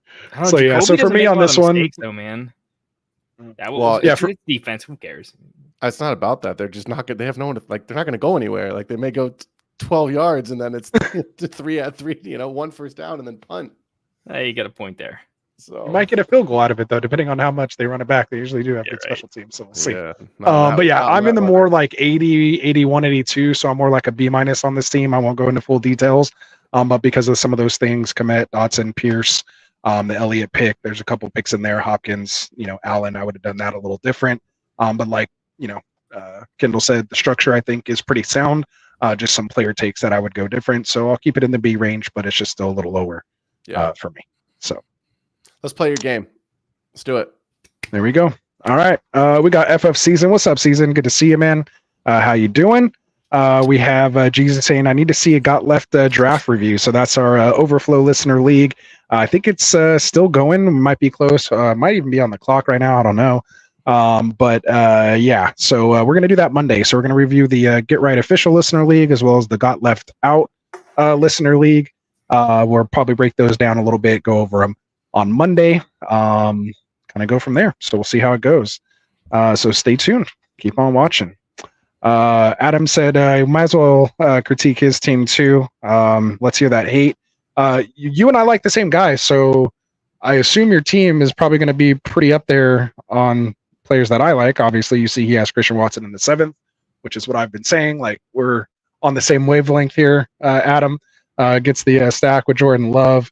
I don't mind Singletary and Gus with Etienne and Walker up top. You have Kelsey there, Brown, Pickens, Worthy, Watson. Those are just best ball upside type wide receivers. I love it. 3 wide receivers through the flex and a modified double hero RB build here. Goes late quarterbacks here with Watson and Fields. So a little sketchy, behind there, but, hopefully just Love stays good there. Allen, then you take some dart throws here with McMillan, Franklin, and Whittington down here. So I still think this is, I think your top half is a little better than Ravens, just because of the wide receiver core I like a little better there.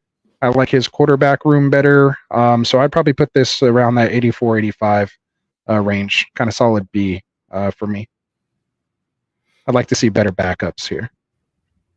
I love the running backs. I love every single running back he picked. Yeah, I'm good with the running backs and wide receivers. I would have taken Saquon over ETN, but other than that, like I didn't even see that. Braylon feels really, that really, was really good. Oh, because he had Brown. Yeah, because he had Brown. Yeah, but it's best ball. You could have gone super Eagle stack and taken Hurts in the 3rd, 4th. He passed on Hurts twice. So you could have gone Super Eagle stack and best ball. I'm okay with that. I've got a lot of that Super Eagle stack. I was going to say, you've done that. I've seen you do that. I've been in a draft with you and done that. Yeah. Yeah, I've got a lot of Hurts, Barkley, and then one of the 2 receivers, and I'm very comfortable with that up top. So it's expensive, but I like it.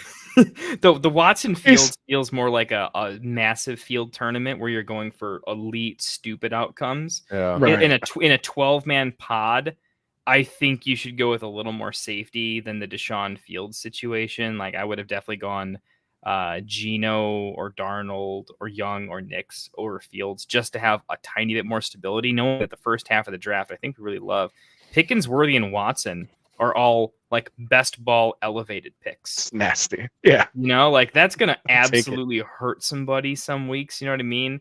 I think I would have, but by the time I get to round 12, I would have been like, I'm feeling so good about my draft. A little more stability would I think have elevated a little bit, but back in the 16th, like McMillan is a great pick there. So overall, pretty good. That one too. Let's play the game. The sun is rising on the East Coast. Yeah, I was going to say, we got to do it. Got to be up in like 2 minutes. I got eggs and bacon cooking over here. Eggs and bacon, he could smell it.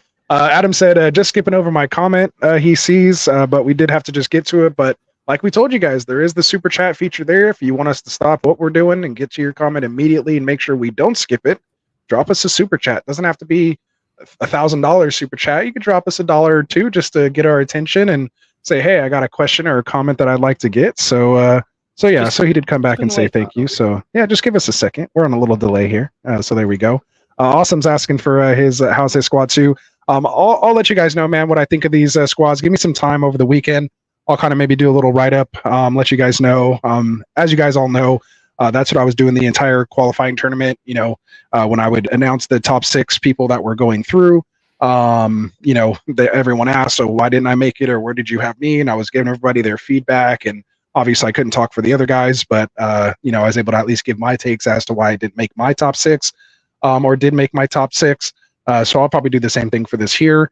Maybe the guys will come through and maybe we can actually kind of grade this and pick out our top 6 and then kind of maybe compare it at the end of the year. So I'll talk with the guys here. That might be a little fun little exercise. And maybe within Get Right Guys, we all kind of pick a pony, so to speak, and see who might take this thing down. So there's 6 of us. So maybe we can pick 2 in case one of our teams that we think is nice. So we'll hold our own draft. We'll draft these drafted teams. So we'll randomize in order, and we each get a drafted team. We'll end up with 2 teams each. I like We're gonna that. be That'd be kind talking of in the fun. green room. I got a pretty nasty idea for next year. All right, cool. So we'll talk it over. All right, so let's get to the game real quick. And with all the build-up, it's probably not even going to be as fun as I thought. But I just wanted to kind of see where you guys' minds are at. And there's a couple tricky ones in here, and I just want to see if you guys wrap your head around that. So that's the only thing I'm going to give you. Hopefully you guys haven't cheated off and veered off when I gave you guys a hint earlier. Nothing on the screens. No Googling here if you can. But this is going to be in full PPR, fantasy points per games. There was 7 players overall, non-quarterbacks, in full PPR that scored over 20 points per game. Granted, not all of them played all 17 games, but at points per game, there were 7. Obviously, the top 2, Christian McCaffrey and CeeDee Lamb. I'm not letting you guys off that early, but can you name me the other 5 that scored over 20 fantasy points per game that were non-quarterbacks? So since Phil's laid back like he has this in the bag, I'll give him the first guess. Tyreek Hill has got to be the guess. Okay, so Tyreek Hill number 3. Go ahead, Kendall. Can you name one? CeeDee Lamb. Well, no CeeDee Lamb and no Christian McCaffrey. Those are 1 and 2. I took those off the list. So you're guessing what is that? 3 through 7. Brees. Brees, no. Brees was actually 13 at 17.1 points per game. Oh, so back to Phil. Oh, okay. I get how to win this now. Puka? Yes. Puka was number 10 at 17.6 points per game. Go ahead, Kendall. Can you name four more left after Christian McCaffrey, CeeDee Lamb, Tyreek Hill were the top 3, 4, 5, 6, and 7. Can you name them? And this was what? Wait, sorry. Give me the parameters again. Sorry, full PPR, non-quarterbacks. Full PPR, points per game. Points per game. So the whole season. Whole season, points per game. Not all these guys played all the games. So there is that there. There could be hurt guys in there. So points per game. I'll give you one other hint. One of them only played 10 games. Yeah, I was like, I have a feeling I know who one of them is. Kyron. All right, so whose turn is it? I already forgot now. Who's Kendall? Go ahead. Kyron, baby. Kyron. All right, number 5. Kyron Williams comes in at 21.2 points per game. You were close with Puka. You're all along the right path there. So we have number 4, 6, and 7. Go ahead, Phil. JJ. And if you guys are in the chat, let me know. Ooh, Adam said Kyron. So there we go. I'm gonna say Amon-Ra. Amon-Ra, number 6. Amon-Ra St. Brown, 20.7 points per game. Yeah, go ahead, Kendall. That was pretty good. There's 2 more left. Number 4 and number 7. It's not Jamar. I don't think it's JJ. Although, he missed a bunch of time. No, Justin Jefferson. JJ. I think it's Justin Jefferson, number 7. Only 10 games. He comes in at 20.2 points per game. Number 4, you guys probably will never get with a million guesses. H-An. No. Even H-An wasn't up here. He was number 12. Okay, no, 17.3. I'm going to help you for sure. He's talking about a running back that played 2 games. Has to be. Either that or a wide receiver that played. But who got hurt that played? Is it fucking Noah Brown? Give us a position. You gotta give us at least a position. Did Rasta freeze? 7 touchdowns. He froze. Who am I? We can't hear you or see you. You're all messed up. 7 touchdowns. How many games did they play? Rasta. 13. Can you hear me? Yeah, I can hear you, but we can't see you. It's all messy. Oh, is it? What happened? It went out or something? Yeah, well, we missed all the clues, so. Oh, okay. So if you can at least hear me, I'll try to reset my camera. But if you can hear me at least, it's he played 13 games, had 1,243 yards, 108 receptions, only 7 touchdowns, but scored 21.5 PPR points per game, and is not on the same team this year that he was last year. Joe Mixon. Nope. No. Kendall? No. It's a wide receiver. He's on a new team this year, right? Yes. Oh shit! Hang on. They got JJ in there. I was thinking Tank Dell, but he's not on a new team this year. Calvin Ridley. Mm-hmm. Oh my god! It's got to be. Yeah, is it Calvin Diggs? Ridley? No, it can't be Diggs because Diggs had a terrible season. Diggs had a terrible season. Hold on, I'm gonna get it because it's gonna piss me off if I don't. Diggs was 22 at 16.1 points. Keenan Allen. Keenan Allen, he's on your team. There you go. It's in the chat. I was like, wait. There it was. John had it first, man. JWN. Keenan Allen, he had it in there first. I think Breaking came in there as well. No, crazy. with I was going to it. say Keenan Allen, and then all the buildup made me pivot to Dell, and I never got back to him. My guess, man. if you said nothing, I was going to say Keenan Allen, followed by Tank Dell. But Tank's on the same team though. Good stuff. Good stuff. That's what I'm saying. If Well, you give while me I one fix my prompt, camera, you guys go ahead, tell the people who you guys are, where they can find you, throw the subscribes, all that good stuff. I'll give you guys full screen. You guys take the production side of it too, because I'm jumping out completely, but I'll throw you to full screen first, Kindle. Go right ahead. All right, we'll do it. All right, well, hey, you guys already know me, but if you don't, if you're new to the channel, come check me out on YouTube right now. All the other platforms are coming soon once I get them built out in a way that I'm not too embarrassed to show them to you. But right now at YouTube, at the Fantasy Football Tavern, beers, hot takes, come hang out, and definitely check out my fellow compadre over here that I collaborate with all the time. Where you at, Phil? Right here. Yeah, appreciate it. Yeah, definitely jump in, check out the Extra Point. Link is in the chat. I am every Thursday night now at 4 p.m. Pacific, 7 p.m. Eastern. I'm going to grab some of those East Coast guys because we're going to go for an hour, maybe a little bit less. And then right as we wrap up, you'll be ready to go and turn that television set on and go check out Thursday Night Football.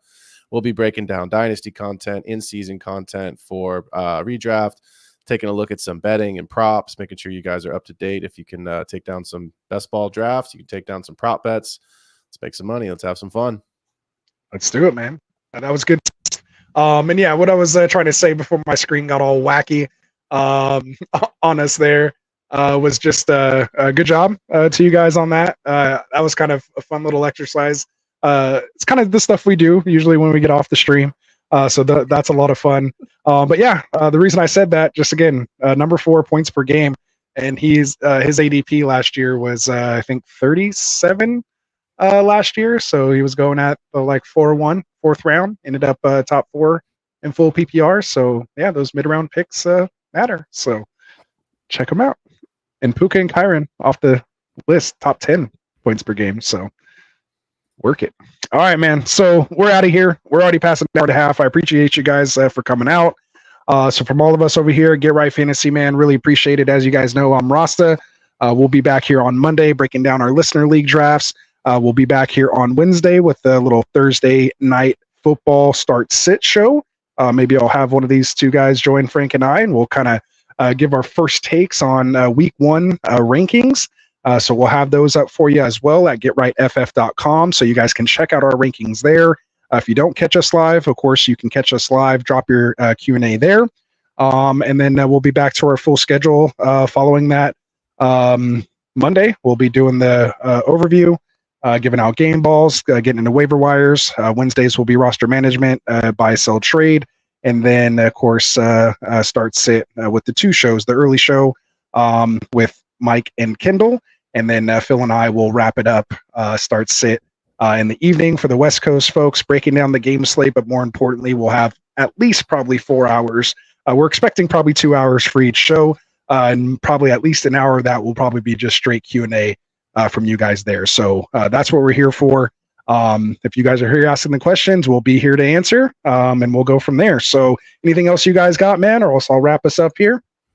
If you have questions while we're not on stream, please go to the YouTube channels, find the most recent video, drop them in there. I can tell you with great certainty, we read every single comment. We will answer every single comment. It's a big deal to us. It helps us get noticed by other people, brings other people into our community. When you comment and like our videos, it's a huge deal. So if you want your most in-depth questions answered, please do it on a YouTube video, as it helps us, and we'll go ahead and answer it for you. So please, we appreciate that very much, and thank you so much. For sure. Anything you got? Or are you ready to get out of here, Phil? I'm good, man. It's almost football time, boys. Let's go. Points. Next time we open up Sleeper a week from now, you will have points in your Chiefs and in your Ravens team, man. You will have real points on your roster. I cannot wait, man. I cannot wait. All right, man. You guys take care. Again, appreciate everybody coming out here in the chat. Again, congratulations to all the folks that made it here into the tournament mock draft of champions. Really appreciate everyone that did participate. We wish everyone, of course, could make it in, but it is a fun, little competition. And more importantly, we hope it helped you with your regular drafts this draft season. So again, good luck to any of you guys have coming up. Philly, keep us posted on how that draft's going, my guy. We want to know. So again, I appreciate you guys. We'll see you here on Monday. Take care. Roll that outro. White fantasy is the play. Marking nothing, but I tune in every Friday. Strategies provided, I will lock in every way. So go